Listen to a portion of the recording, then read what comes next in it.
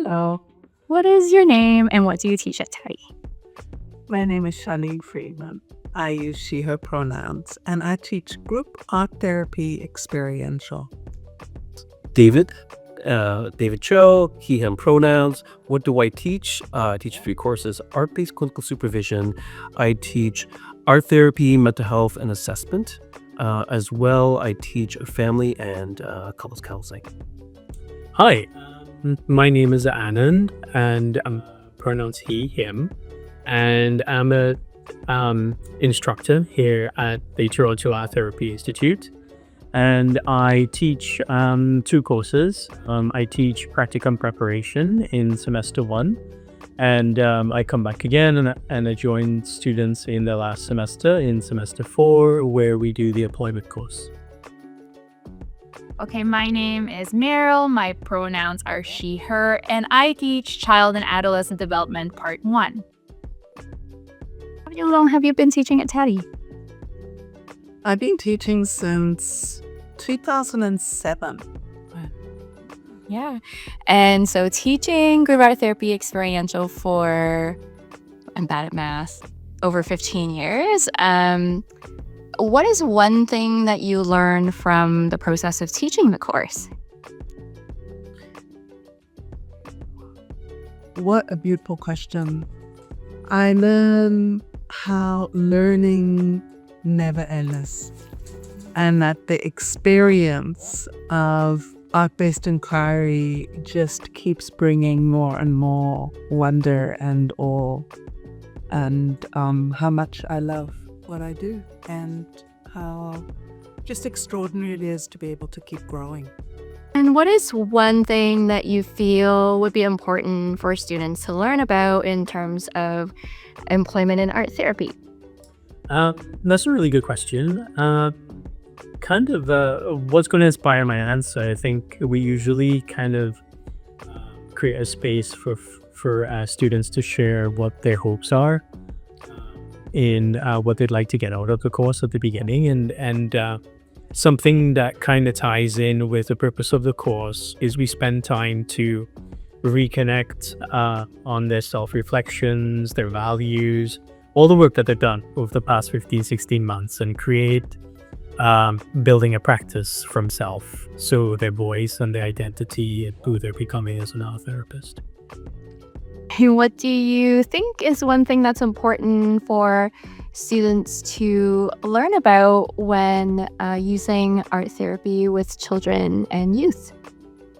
One important thing is to note that children, a child, a youth, each one is so unique and so creative. So I feel like for students with art therapy, they might think that, okay, if I give these supplies, this is what the child will do.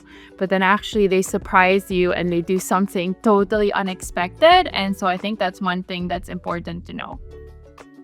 In the group supervision course, what is the difference, do you think, between regular supervision session and the course? Really an interesting question. I think experientially it's different in the sense that our art-based clinical supervision course allows us to be witnesses to people sharing their stories, their learning edge.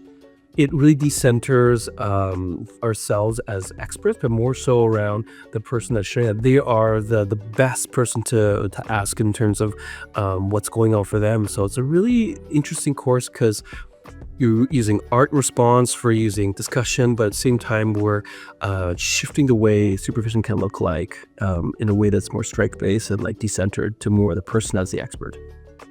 My name is Patricia. I use she, her pronouns, and I teach research methods in art therapy. And what research methods are you most excited about in art therapy? That's a really good question. I'm excited about research in general. What I find most exciting, I think, regardless of method, it's a way to connect theory to practice, because we think about these things as separate.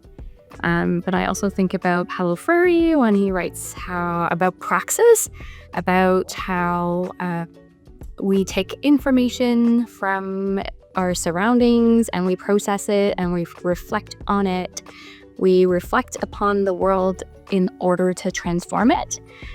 So any kind of methodology or any methods that fits the research question, the question we ask, and the things that we're reflecting on, and what we want to do to transform our surrounding, to transform the world.